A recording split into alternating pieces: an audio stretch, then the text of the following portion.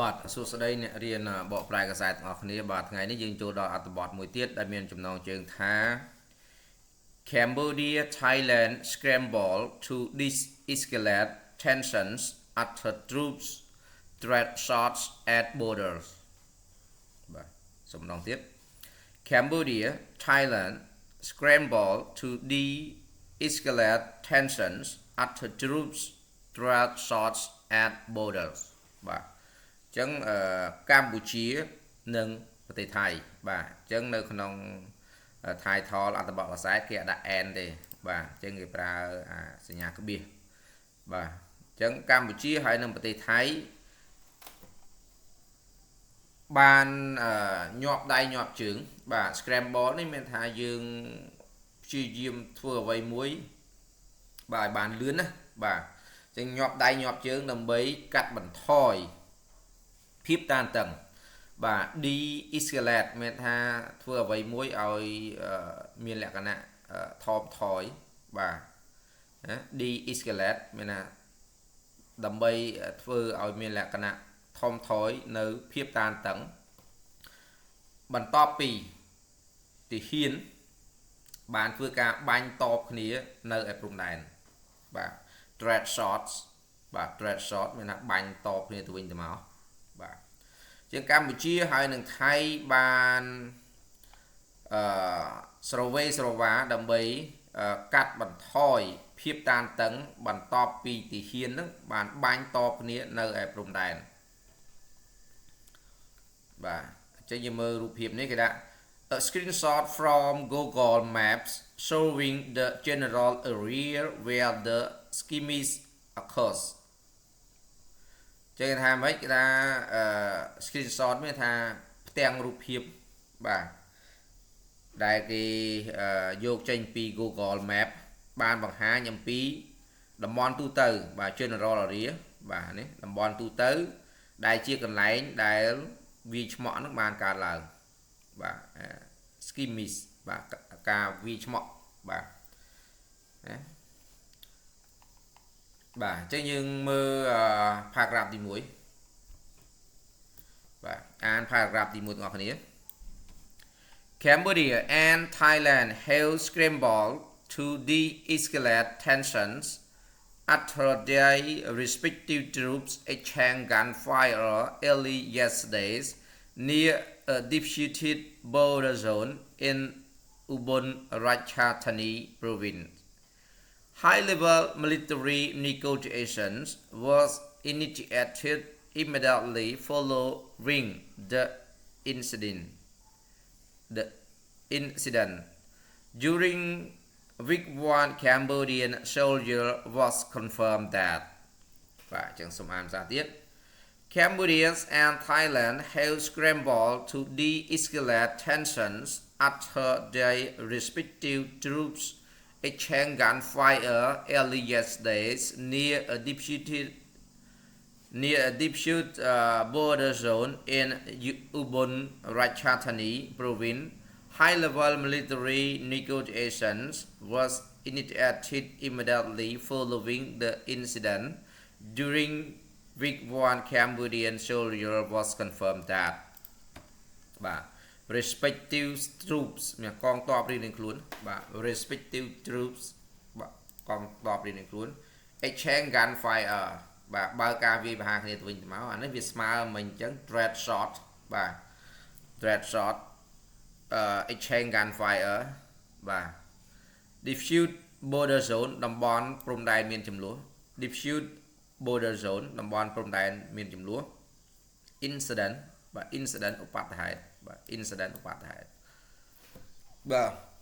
យើងចាប់បានបកបាទអញ្ចឹងគេថា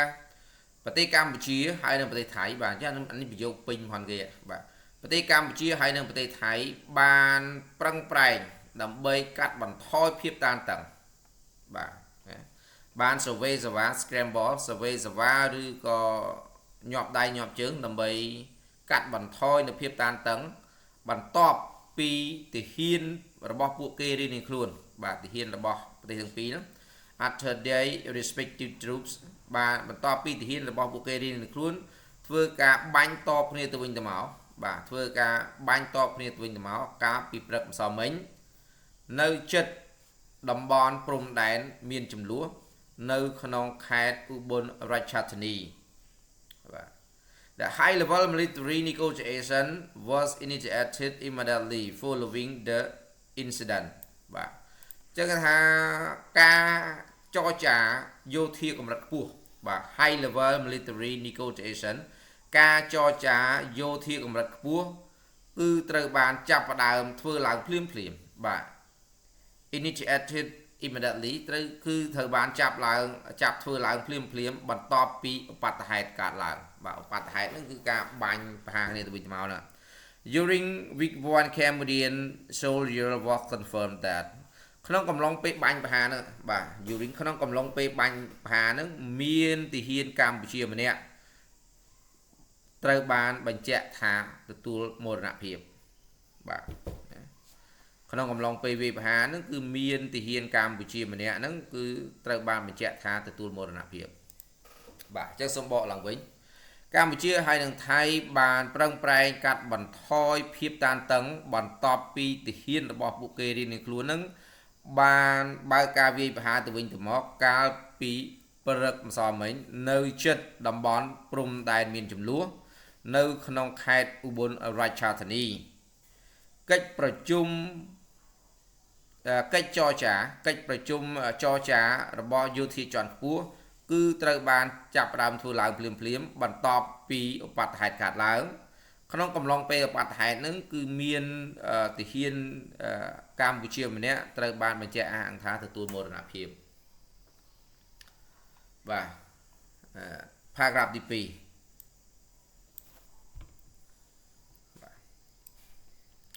ចឹង The incident occurs at approximately 5:30 a.m. near Chungbuk in Thailand, Nam Ying district, an area long contested by both countries and previously designated as a no-occupation zone under a mutual agreement, according to the Bangkok Post. បាទចឹងសូមអានថាទៀត The incident occurs at approximately 5 a.m. near Chungbuk in Thailand, Nam Ying district, an area long contested by both countries and previously designated as a no-occupation zone under a mutual agreement, according to the Bangkok Post. បាទចឹងយើងបកកន្លែងនេះមុនបាទចឹង according to the Bangkok Post បាទប្រភពផនវាយោងទៅតាមកាសែត Bangkok Post បាទចឹងឲ្យអត្ថបទដែលមានប្រភពដកស្រង់ចេញពីណាមកបាទអានេះគេហៅថា attribute បាទប្រភពចឹងយើងត្រូវបកកន្លែងហ្នឹងមុនយោងទៅតាមកាសែត Bangkok Post បាទចឹងយើងមើលពាក្យពិបាកសិនបាទ long contest បាទ long contest មានថាការប្រទាញបន្ទង់គ្នាជាយូរមកហើយno occupation zone មានថាតំបន់គ្មានកងទ័ព mutual agreement កិច្ចព្រមព្រៀងរវាងគ្នាទៅវិញទៅមកបាទ mutual agreement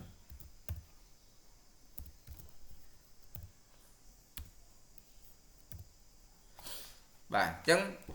យោងទៅតាមកាសែតបង្កក់ប៉ុស្តិ៍ឧបទ្ទហេតុមានថាការប្រយុទ្ធគ្នា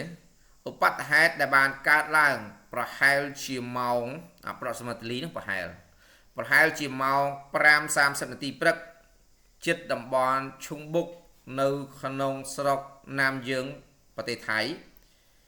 គឺជាតំបន់មួយដែលមានការប្រទាញបន្ទង់គ្នាជាយូរមកហើយបាទ areas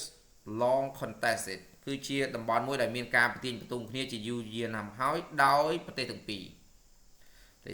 ងកម្ពុជាថៃហ្នឹងបាទ and previously designated as a no occupation ហើយ previously designated មានដាក់ការកំណត់ពីមុនការកំណត់ពីមុនមកបាទ previously designated ការកំណត់ពីមុនមកហ្នឹងជាកន្លែងតំបន់គ្មានកងទ័ព as a no occupation zone ជាកន្លែងតំបន់គ្មានកងទ័ពស្ថិតនៅក្រោមកិច្ចព្រមព្រៀងទៅវិញទៅមកឬស្ថិតនៅក្រោមកិច្ចព្រមព្រៀងប្រទេសទាំងពីរបាទ mutual agreement ស្ thật là trong cách prung prieng robot đây từng pi và chẳng sống bom xả tiết dương ta tam có sai bằng cọp po ở bắt hai tại bàn card lớn nơi ai và hai màu pram sam xem là tí prất chết tầm bon trung bốc nơi khôn sọc nam dươngประเทศไทยជាតំបន់មួយដែលមានការប្រទីនប្រទង់គ្នាជាយូរយារណាស់មកហើយដោយប្រទេសទាំងពីរហើយការកំណត់ពីមុនមកហ្នឹងគឺជាកន្លែងដែលតំបន់គ្មានកងទ័ពឬក៏តំបន់សស្ថិតនៅក្រៅកិច្ចព្រមព្រៀងទៅវិញទៅមកបាទទី3ខ្ញុំមើល paragraph ទី3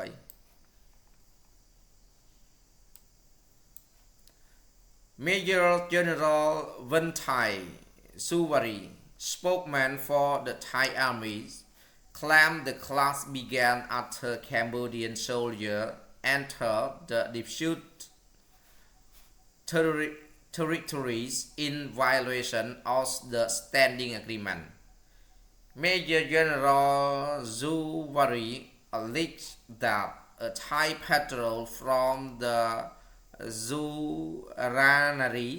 Zuranari task force approached the group to initiate dialogue, as had been customary in previous encounters, but the Cambodians apparently misunderstood their intentions and fired upon them. បាទចឹងសូមអានសារទៀត Major General Win Thai Zuwari, spokesman for the Thai armies, claimed the clash began after Cambodian soldiers entered the dispute territories in violation of the standing agreement. Major General Suwari alleged that a Thai patrol from the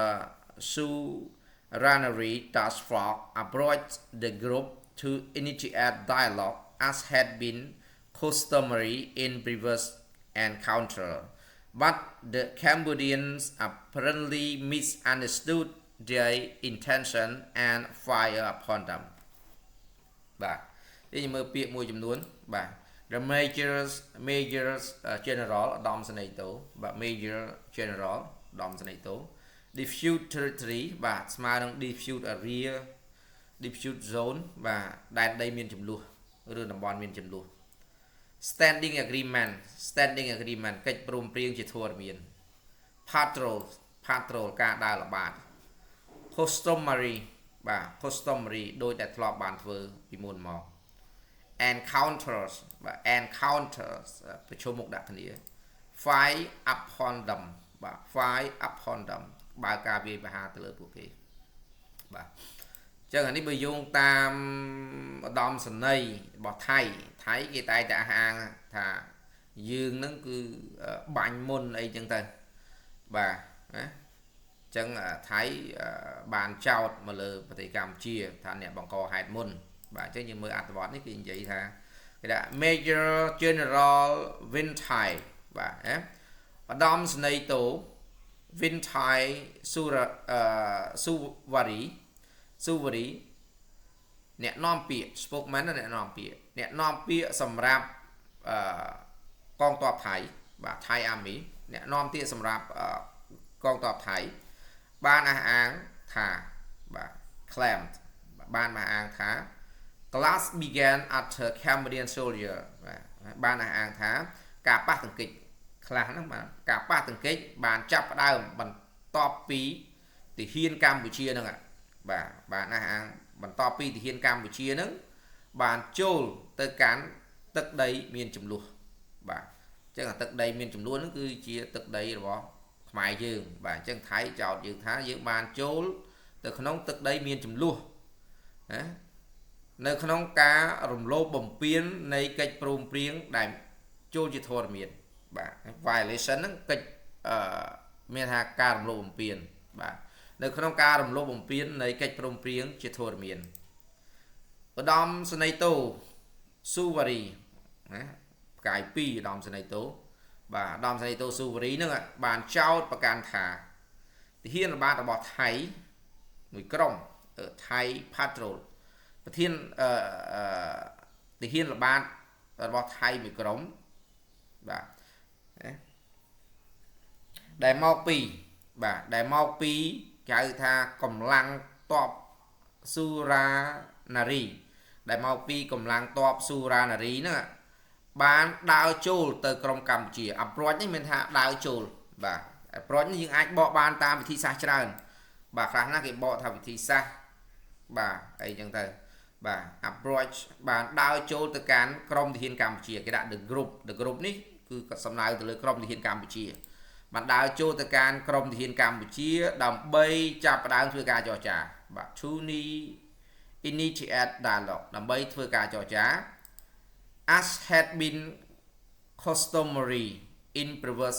encounter ដែលបានកើតឡើងដែលបានធ្វើដូចពីមុននៅក្នុងការប្រជុំមុខដាក់គ្នាបាទដែលបានធ្វើដូចពីមុនមក customary ដែលបានធ្វើដូចពីមុននៅក្នុងការប្រជុំមុខដាក់គ្នាបាទដែលបាន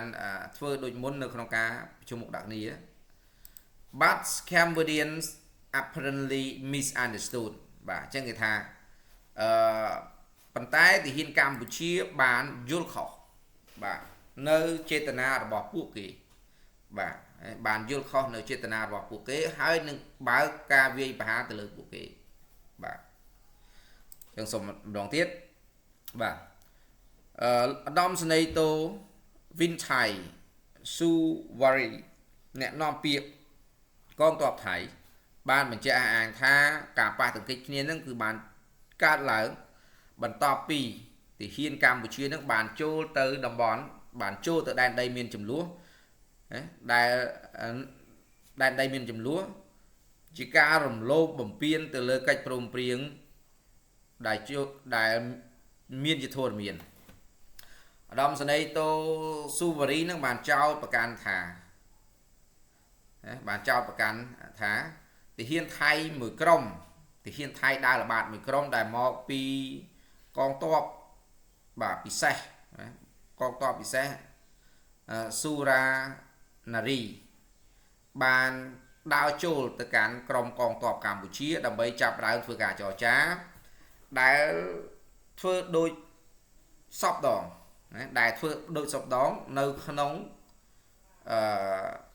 ការប្រជុំមុខដាក់គ្នាពីមុនប៉ុន្តែទាហានកម្ពុជានឹងបានយល់ខុសនៅចេតនារបស់ពួកគេហើយនឹងបើកការវាយប្រហាររបស់ទៅលើពួកគេបាទអញ្ចឹងអានេះគឺជាការចោទប្រកាន់ការលើកឡើងរបស់ទាហានថៃបាទតទៀតបាទអញ្ចឹងនេះរូបភាព Major General ម៉ៅផល្លាអញ្ចឹងឧត្តមសេនីយ៍តូម៉ៅផល្លាអ្នកនាំពាក្យកងយុទ្ធពលខេមរៈភូមិន្ទបាននិយាយថាកម្ពុជាគឺកំពុងធ្វើការចរចាជាមួយនឹងប្រទេសថៃដើម្បីកាត់បន្ថយនៅការវាយឆ្មក់នៅតាមព្រំដែនបាទបាទអញ្ចឹងទី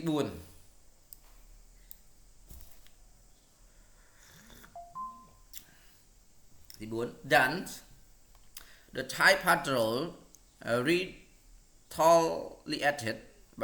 retaliated and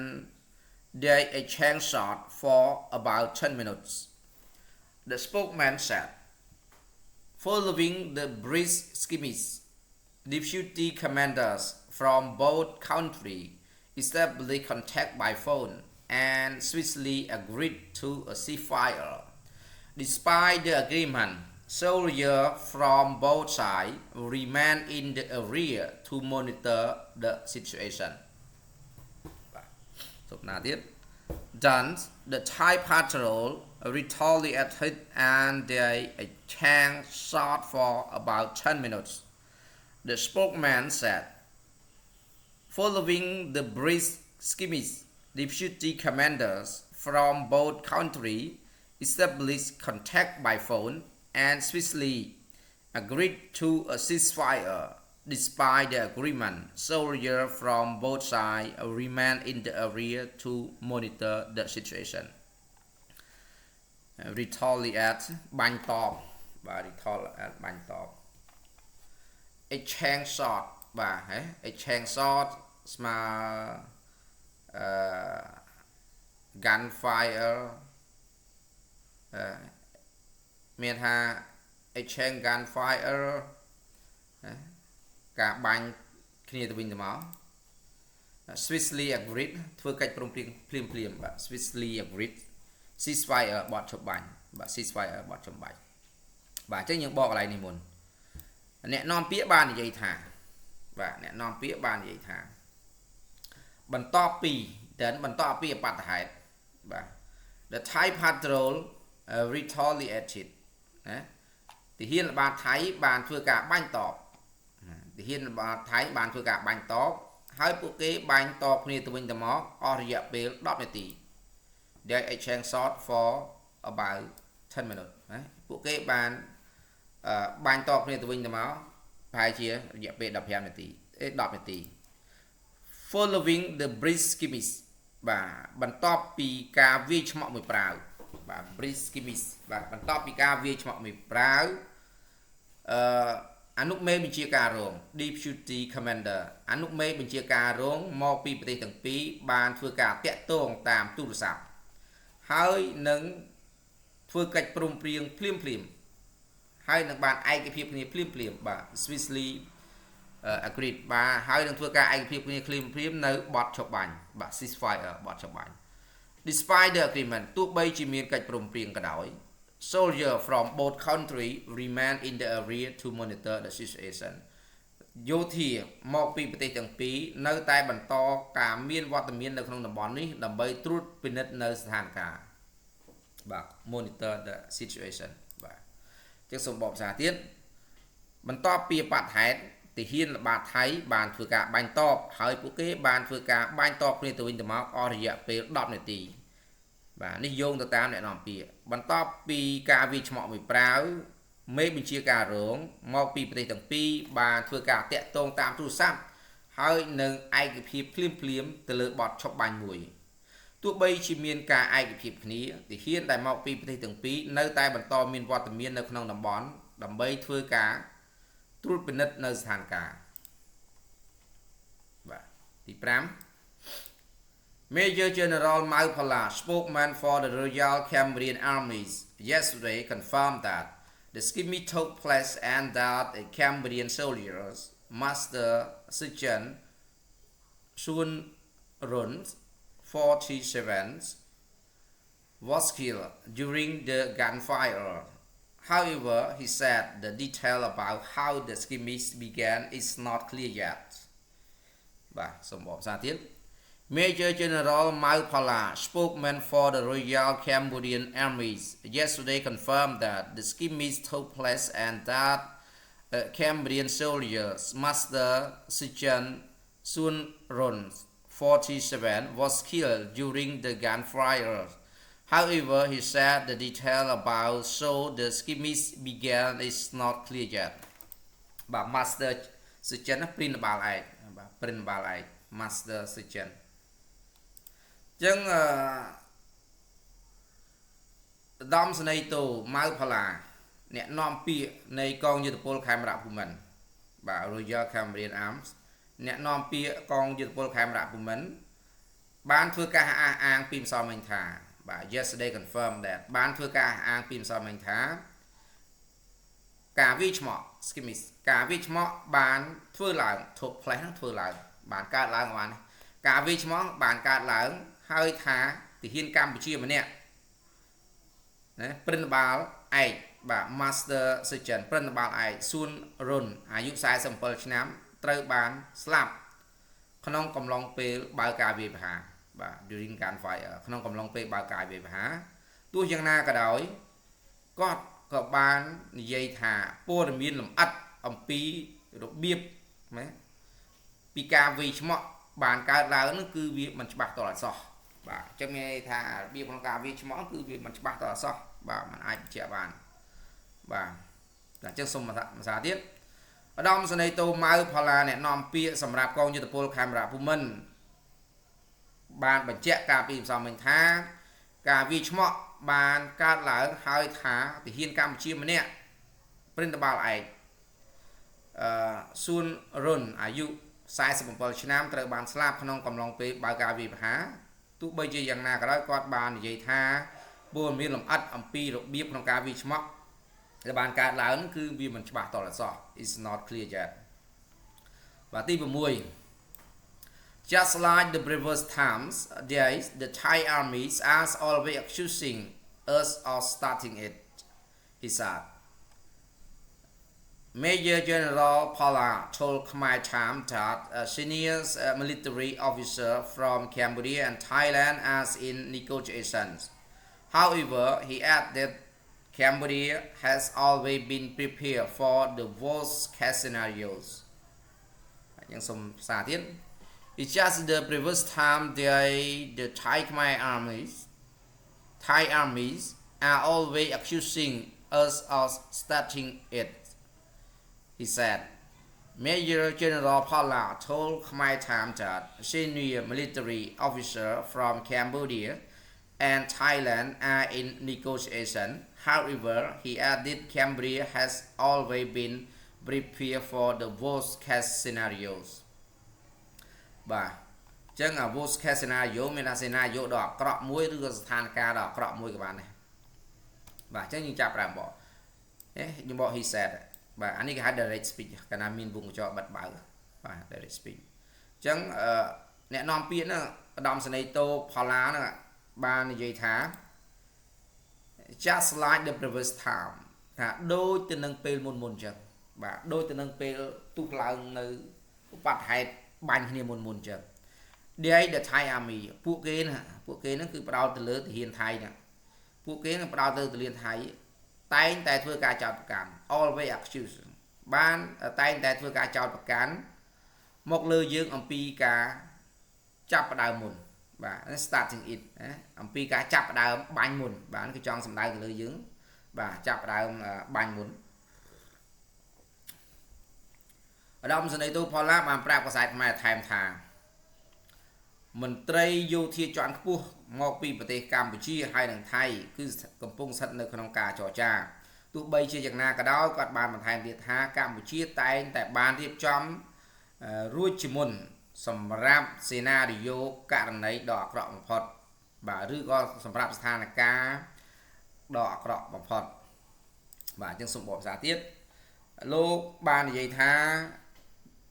វាដូចទៅនឹងពេលមុនពួកគេទាហានថៃនេះគឺតែងតែចោទប្រកាន់មក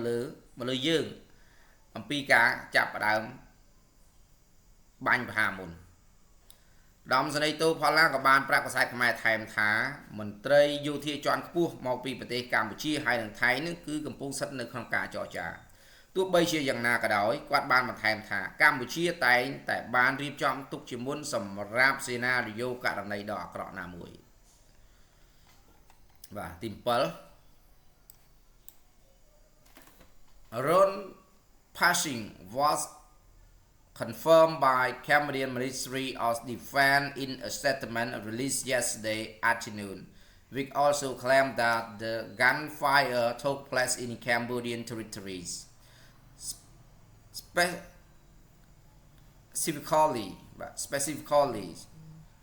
the Joe Morakot village, Morakot commune, Chomsan district, Prevhi province. បាទអញ្ចឹងការស្លាប់របស់ព្រិនបាលឯករុនគេដាក់ passing ឬក៏ departure ក៏បានដែរបាទការស្លាប់របស់ព្រិនបាលឯករុនត្រូវបានបញ្ជាក់ដោយក្រសួងការពារជាតិរបស់កម្ពុជានៅក្នុងសេចក្តីថ្លែងការណ៍មួយដែលបានចេញផ្សាយបាទ release ចេញផ្សាយដែលបានចេញផ្សាយកាលពីល្ងាចម្សិលមិញថាដែលបានចេញផ្សាយកាលពីល្ងាចម្សិលមិញដែលបានបញ្ជាក់អះអាងថាVic also claimed that ដែលបានបញ្ជាក់អះអាងថាការវាយប្រហារគ្នាបានកើតឡើងនៅក្នុងទឹកដីកម្ពុជាបាទអញ្ចឹងកន្លែងនេះគឺជាទឹកដីកម្ពុជាបាទការវាយប្រហារគ្នានោះគឺបានកើតឡើងនៅក្នុងទឹកដីកម្ពុជាជាពិសេសស្ថិតនៅក្នុងភូមិដេជោមរកតឃុំមរកតស្រុកចំសានខេត្តព្រះវិហារបាទអញ្ចឹងថៃតែងតែចោទប្រកាន់ខ្មែរថាជាអ្នកបើការវាយប្រហារអញ្ចឹងយើងដឹងហើយគឺសាច់រឿងជាប្រវត្តិសាស្ត្របាទអញ្ចឹងសូមបកប្រែភាសាទៀតការស្លាប់របស់លោកព្រិនបាលឯករុនត្រូវបានបញ្ជាក់ដោយក្រសួងការពារជាតិកម្ពុជានៅក្នុងសេចក្តីថ្លែងការណ៍មួយដែលបានចេញផ្សាយកាលពីល្ងាចម្សិលមិញដែលបានបញ្ជាក់អះអាងថាការវាយ ប្រយុទ្ធគ្នាបានកើតឡើងនៅក្នុងទឹកដីកម្ពុជាជាពិសេសស្ថិតនៅក្នុងភូមិតេជោមរកតឃុំតេជោមរកតស្រុកចំសានខេត្តព្រះវិហារបាទការបកប្រែនៅពេលនេះក៏សូមបញ្ចប់តែតែនេះបាទហើយយើងនឹងចាប់បកប្រែបន្តទៀតនៅថ្ងៃស្អែកបាទសូមអរគុណ